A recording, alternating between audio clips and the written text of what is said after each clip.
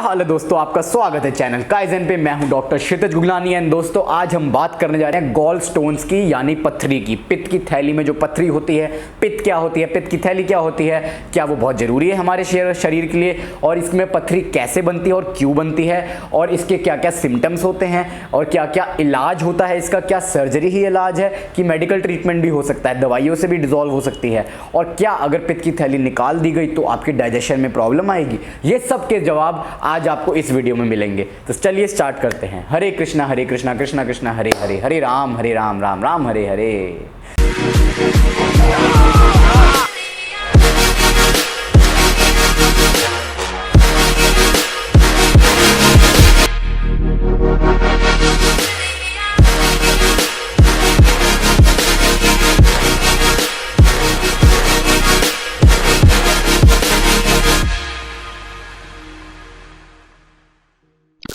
दोस्तों सबसे पहले आपको ये जानना चाहिए कि पित्त की थैली होती क्या है और पित्त क्या होता है, यानी कि बाइल क्या होता है और गॉल ब्लैडर क्या होता है। गॉल ब्लैडर दोस्तों एक ग्रंथि होती है जो लिवर के नीचे यहाँ पे पाई जाती है, जो एक हरे रंग की थैली होती है जिसमें पित्त जाके स्टोर होता है। ऐसा लिक्विड है हमारे शरीर में, एक ऐसा पदार्थ है जो फैट डाइजेशन में हेल्प करता है। जो भी हम चर्बी वाला खाना खाते हैं, जिसमें तेल होता है, घी होता है, ऑयल होता है, उसको पचाने में पित्त काम आती है, यानी कि बाइल काम करता है। उसको फैट को ब्रेक डाउन करके ब्लड में एब्जॉर्ब करने में हेल्प करता है पित्त।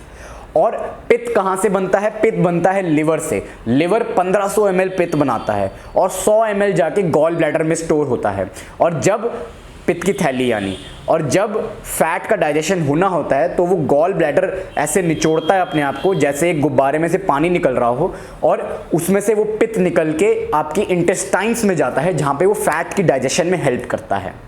दोस्तों जब पित्त की थैली में पथरी बन जाती है तो पित्त का भाव जो होता है वो कम हो जाता है। समझिए कि एक गुब्बारा है जिसके अंदर एक पत्थर फंस गया है, तो उसमें से पानी निकलने में परेशानी होगी, और अगर पानी वहीं पड़ा रहा तो वो खराब करेगा। यानी कि अगर पथरी बनने के बाद पित्त की थैली में पित्त पड़ा रहा तो फिर उसमें इन्फेक्शन हो सकता है, उसमें पस बन सकता है, उससे पेट में दर्द हो सकता है, उससे वॉमिटिंग हो सकती है, उससे जॉन्डिस हो सकता है, काफ़ी चीज़ें हो सकती हैं।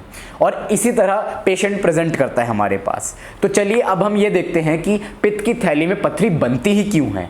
तो दोस्तों कई पेशेंट कहते हैं क्या मेरे रहन सहन की वजह से ऐसा कुछ हो रहा है, या फिर मैंने कुछ गलत खा लिया। दोस्तों काफ़ी फैक्टर्स होते हैं, वो सब हम आज देखेंगे। सबसे पहला हम देखते हैं कि 3 चीज़ें होती हैं पित्त में, बाइल में, यानी एक होता है पानी।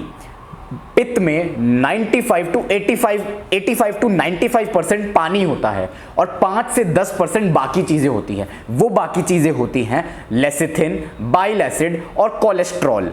अगर किसी पेशेंट का कोलेस्ट्रॉल बढ़ जाता है तो दोस्तों उसमें पित्त की थैली में पथरी बनने की संभावनाएं बढ़ जाती हैं। और अगर कोलेस्ट्रॉल की जगह लेसिथिन या बाइल एसिड कम हो जाता है तब भी उसमें पथरी बनने की संभावना बढ़ जाती है। दूसरी चीज़ है दोस्तों कि अगर किसी को बार बार पेट का इन्फेक्शन होता है, यानी कि टाइफाइड होता है, या पेट का टीबी होता है, या फिर जॉन्डिस रहता है, उसको बार बार ही इन्फेक्शंस उसको होते हैं ऐसे, तो दोस्तों उनमें भी देखा गया है कि पित्त की थैली में पथरी बनने की संभावनाएं बढ़ जाती है। क्योंकि उसमें क्या होता है, जब पेट में सूजन आती है तो डाइजेशन डिस्टर्ब होता है, और उसके साथ में जो गॉल ब्लैडर में पड़ा पड़ा पित्त है वो कॉन्सेंट्रेट होता रहता है, गाढ़ा होता रहता है। जब पित्त गाढ़ा होता है तो उसमें पथरी बनने लग जाती है। क्या खाने से पित्त की थैली में पथरी ज़्यादा बनती है? दोस्तों जो लोग ओबीस होते हैं, जो जंक फूड ज़्यादा खाते हैं, बाहर का ज़्यादा खाते हैं, समोसा, बर्गर, पिज़्ज़ा, छोले भटूरे, जो हैबिचुअली बाहर का खाते हैं, हर रोज़ खाते हैं, देखा गया है उनमें ज़्यादा पित्त की थैली में पथरी पाई गई है। और दोस्तों जो ओबेसिटी वाले पेशेंट होते हैं, जिनका वजन बहुत ज़्यादा होता है, जिनका पेट में चर्बी बहुत ज़्यादा होती है, शरीर में चर्बी बहुत ज़्यादा होती है, उनमें भी पित्त की थैली में पथरी बनना ज़्यादा आम बात है। और कुछ चीज़ें होती हैं दोस्तों जिससे क्या होता है कि पित्त की थैली की जो पित्त होती है वो गाढ़ा होने लग जाता है, जिससे पथरी की संभावनाएं बनती हैं। वो एक तो नॉर्मल चीज़ होती है, यानी कि प्रेगनेंसी में भी कई बारी पथरी का बनना का संभावना बढ़ गई है, ऐसा देखा गया है। और प्रोलॉन्ग्ड फास्टिंग, कोई पेशेंट अगर किसी बीमारी की वजह से हॉस्पिटल में भर्ती है और बहुत टाइम तक उसने खाया पिया नहीं है, उनमें भी पित्त की थैली में पथरी बनना आम बात है। या फिर कोई बहुत ज़्यादा फास्टिंग करता है, उसमें भी पित्त की थैली में पथरी बन सकती है।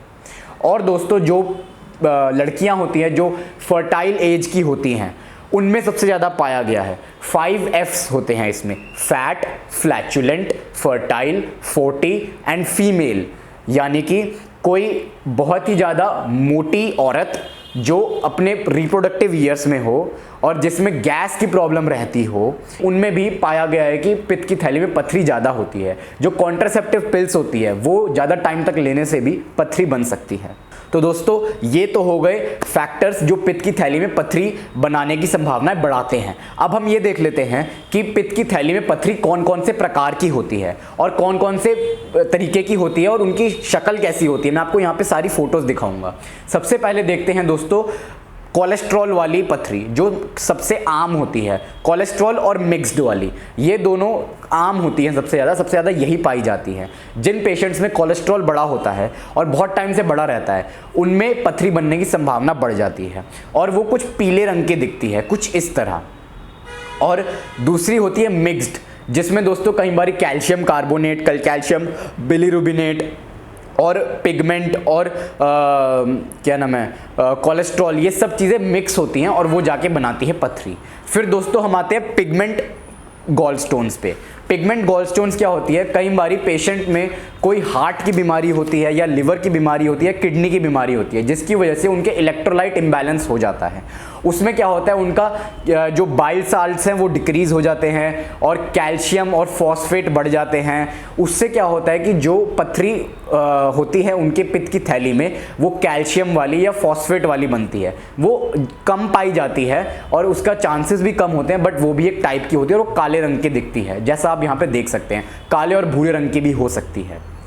और कई बारी एक ही थैली में 120, 50, 60, 100 ऐसी पथरियां होती है छोटी छोटी, और कई बारी एक ही पित्त की थैली में एक ही बड़ी सी पथरी होती है, कुछ इस तरह की। तो दोस्तों ये पाया गया है कोई खून की बीमारी थी, ल्यूकेमिया था, थैलेसीमिया था या फिर एनीमिया था, उनमें भी पथरी ज़्यादा पाई गई है, जिनमें खून की कमी भी होती है। दोस्तों अब हम आते हैं कि क्या क्या सिम्टम्स होते हैं पथरी के।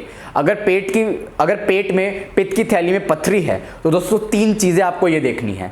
एक कि बुखार आएगा, दूसरा कि राइट साइड में अपर एब्डोमेन में इस तरफ यहाँ पे पेशेंट को दर्द होएगा, और जब यहाँ पे ऐसे प्रेस करेंगे तो बहुत ज़्यादा उसको एकदम से चिल्लाने वाला दर्द होएगा।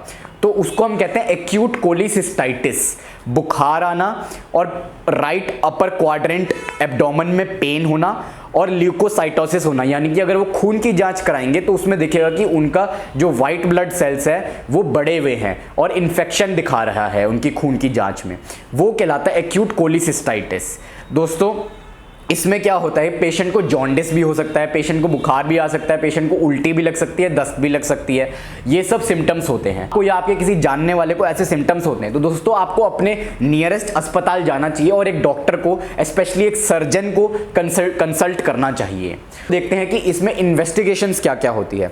जब आप अपने डॉक्टर के पास जाएंगे, पहले तो वो आपको पेन किलर्स देंगे और एसिड ना बने पेट में उसकी दवाइयाँ देंगे, और आराम आ जाए तभी के लिए, उस मोमेंट के लिए वो वाली दवाइयाँ और इंजेक्शंस देंगे। और फिर जब आराम आ जाता है तो आपको अल्ट्रासाउंड के लिए भेजेंगे ताकि पता लगे कि क्या पेट में पित्त की थैली में पथरी है कि नहीं है।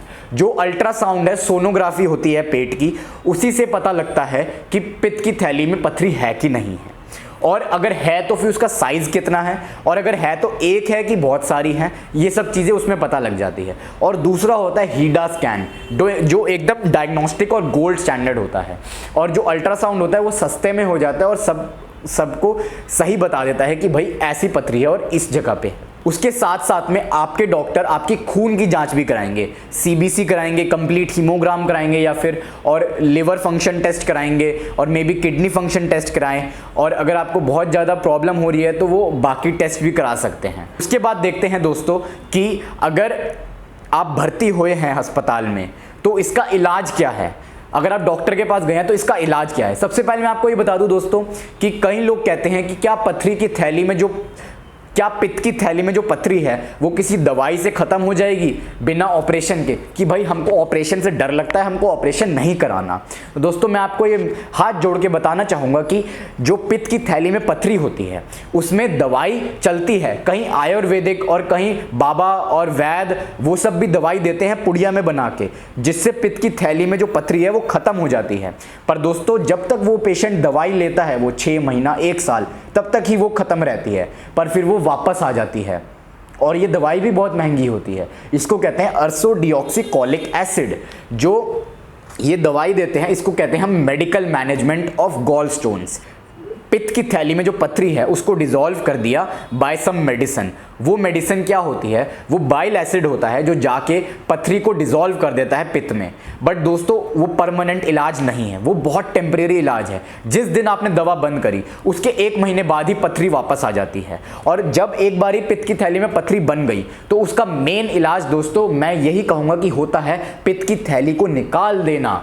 अब आपको ये समझना होगा कि पित्त की थैली कोई इतना इंपॉर्टेंट ऑर्गन नहीं है बॉडी का, किडनी की तरह वो इतना इंपॉर्टेंट नहीं है। किडनी में अगर पथरी होती है तो ऐसा नहीं है कि किडनी पूरी निकाल दे, ऐसा नहीं होता, हम पथरी निकालते हैं।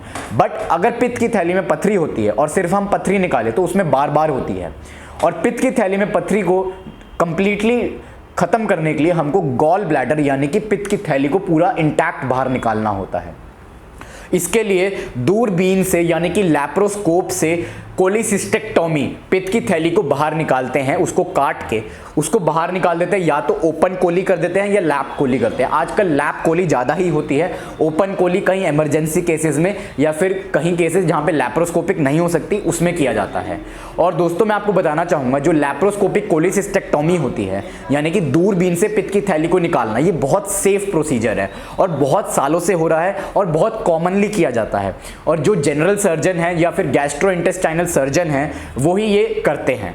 और दोस्तों आपको ये बताना चाहूँगा कि मेडिकल मैनेजमेंट कब कारीगर होता है, कब आपको दवाई से ही सॉल्व हो जाएगी आपकी पथरी की प्रॉब्लम। वो तब होता है दोस्तों जब आपको कोई बुखार ना हो और पेट में दर्द हल्का फुल्का हो और अल्ट्रासाउंड पे पता लगे कि पथरी बहुत छोटी है, 1 सेंटीमीटर से भी छोटी है, तो उसमें हम दवाई दे के देख सकते हैं एक 3-4 महीने तक, जिससे वो जो पथरी है वो गुल जाएगी। अर्सोडिऑक्सीकोलिक एसिड जो यूडीलिव 300, यूडीलिव 600 के नाम से भी आती है। दोस्तों अब मैं आपको बताना चाहूँगा कि सर्जरी कब होती है कब नहीं होती। आपको पित्त की थैली में पथरी वाली प्रॉब्लम हो रही है और अगर आप विदिन 3 दिन डॉक्टर के पास पहुँच गए यानी कि 72 घंटों में अगर आपको पेट में यहाँ पे दर्द हो रहा है, उल्टी आ रही है, जॉन्डिस हो रहा है, बुखार हो रहा है और लैट्रिन लगी हुई है, और अगर आप 3 दिन के अंदर डॉक्टर के पास पहुंच जाते हो और भर्ती हो जाते हो अस्पताल में, तो दोस्तों उसी सिटिंग में उसके तीसरे दिन के बाद जब उन्होंने इन्फेक्शन को कंट्रोल कर लिया, दर्द को कंट्रोल कर लिया और इन्फ्लेमेशन को कंट्रोल कर लिया, उसके बाद आपका ऑपरेशन हो जाएगा, सर्जरी हो जाएगी और परमानेंट इलाज हो जाएगा, पित्त की थैली को निकाल देंगे। और अगर आप 3 दिन के बाद जाते हो कि भाई पहले इधर उधर से दवाई ले ली, आयुर्वेदिक या फिर कोई होम्योपैथिक या फिर कोई चूरन ले लिया बाबा से और फिर उससे काम नहीं बना, मैं किसी भी आयुर्वेदिक या होम्योपैथिक के खिलाफ नहीं हूँ, बट जस्ट सेइंग कि कहीं बारी वो चीज़ें काम नहीं करती, कहीं बारी क्या बहुत टाइम नहीं करती इस चीज़ में, गॉल ब्लैडर स्टोन में। फिर आप पहुंचते हैं डॉक्टर के पास, सर्जन के पास, एलोपैथिक प्रैक्टिशनर के पास। वहां पे जाके आपको क्या किया जाएगा, भर्ती किया जाएगा। और अगर आप 3 दिन के बाद भर्ती होते हैं तो आपको 1 महीने से 1.5 महीना रुक के आपको सर्जरी के लिए स्केड्यूल किया जाएगा। यानी कि पहले आपको 3-4 दिन एंटीबायोटिक्स देंगे और इंजेक्शंस लगाएंगे और दर्द के टीके देंगे, गैस के टीके देंगे, और जिससे आपका आराम आ जाएगा उस टाइम के लिए। उसके 1 महीने बाद आपको बुलाया जाएगा और लैप्रोस्कोपिक कोलिसिस्टेक्टोमी के लिए आपको स्केड्यूल किया जाएगा। ये प्रोसीजर होता है, इसलिए होता है क्योंकि अगर 3 दिन से ज़्यादा हो गए तो फिर दोस्तों उसमें एडेशंस बहुत ज़्यादा हो जाती है, गॉल ब्लैडर चिपकने लग जाता है लिवर से और एब्डोमेन से और बाकी चीज़ों से जो आसपास हैं उसके ऑर्गन्स, तो इसलिए उसमें सर्जरी करना रिस्की होता है और सर्जरी अच्छा नहीं होता उसमें करना। देखिए दोस्तों, अगर आप पूछे कि क्या सेफ है लैप्रोस्कोपिक कोलिसिस्टेक्टोमी, तो दोस्तों एक अच्छे सर्जन से कराएंगे, अच्छे हॉस्पिटल से कराएंगे तो वो बिल्कुल सेफ है। और दोस्तों आपको ये जानना चाहिए कि हर सर्जरी में कोई ना कोई रिस्क होता है, बट यहाँ पे जो एडवांटेज है वो ज़्यादा है और रिस्क कम है, क्योंकि इसमें बहुत ज़्यादा एक्सपर्टीज़ और बहुत ज़्यादा नॉलेज गेन कर चुका है मेडिकल फील्ड। तो अब हम ये देखते हैं कि अगर आप पथरी की थैली का ऑपरेशन नहीं कराते तो क्या होता है। पहले मैं आपको ये बताना चाहूँगा कि पथरी की थैली जो है दोस्तों वो इतना इंपॉर्टेंट ऑर्गन नहीं है। और जब उसमें पथरी बन जाती है तो वो आपके लिए एक तेजाब की थैली से ज़्यादा कुछ नहीं है, जो शरीर में परेशानी ही परेशानी क्रिएट कर रही है। तो उसको निकालने में ही समझदारी है, क्योंकि अगर आप उसको अंदर रखते हैं तो वो आपके शरीर में प्रॉब्लम करेगी। उसके अंदर इन्फेक्शन हो सकता है, उसके अंदर पस पड़ सकता है, उसके अंदर इतना ज़्यादा पित्त भर सकता है कि वो फट के पूरे शरीर में और पूरे एब्डोमेन में इन्फेक्शन फैला दे, जिससे डेथ भी हो सकती है, और जिससे एक्यूट पेरिटोनाइटिस हो सकता है, और बहुत सारी एक्यूट पैंक्रेटाइटिस हो सकता है, जो बहुत ज़्यादा सिवियर डिजीज़ होता है। और इन सब का भी इलाज सर्जरी से ही होता है या फिर एडमिट होना ही होता है, और बहुत ज़्यादा खर्चा बढ़ जाता है उसके। दोस्तों क्वेश्चन ये भी आता है, क्या aloe vera juice, Apple cider vinegar या फिर कोई आयुर्वेदिक काढ़ा या चूरन ये सब काम करते हैं? दोस्तों वो हेल्दी होते होंगे बिल्कुल, बट वो एकदम से पित्त की थैली में जो पथरी है उसको ख़त्म नहीं कर पाएंगे, और कोई भी ऐसी कोई दवाई नहीं है जो एकदम परमानेंटली ख़त्म कर दे। दोस्तों ये सब कॉम्प्लिकेशंस भी हो सकती है, gallstone ileus, jaundice, pancreatitis, carcinoma gall bladder, empyema और chronic cholecystitis, acute cholecystitis, necrosis, ये सब चीज़ें भी हो सकती है। तो इसलिए टाइमली ट्रीटमेंट बहुत इंपॉर्टेंट होता है गॉलस्टोन, पित्त की थैली में पथरी होनी है जब। तो दोस्तों ये तो थी आज की वीडियो। अगर आपको कोई भी मेडिकल कंसल्टेशन रिगार्डिंग कोई इन्फॉर्मेशन चाहिए हो तो आप बेशक हमको कांटेक्ट कर सकते हैं, नीचे नंबर दिया होगा। हमारा निर्मल हॉस्पिटल है, वहाँ पे गॉल ब्लैडर की सर्जरी होती है, बड़े बड़े सर्जन आते हैं और उसमें सब आपको इलाज मिल जाएगा। कंसल्टेशन के लिए नीचे जो व्हाट्सएप नंबर है उस पर आप बिल्कुल अपना मैसेज डाल सकते हैं और आगे बढ़ सकते हैं अपने इलाज के लिए। जय श्री राम, हरे कृष्णा कृष्णा कृष्णा हरे हरे, हरे राम राम राम हरे हरे।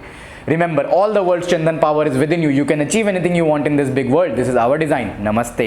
हमारी बाकी वीडियोस भी देखिए और लाइक कीजिए, शेयर कीजिए, कमेंट कीजिए। भगवत गीता रिगार्डिंग भी हम बताते हैं, भगवत गीता के लाइव सेशंस करते हैं, साथ में मेडिकल एंड फिटनेस वाली वीडियोस भी बनाते हैं। बीपी पे, शुगर पे, ये वाली शुगर की वीडियो देखिए और बाकी सारी वीडियोस भी देखिए। जय श्री राम।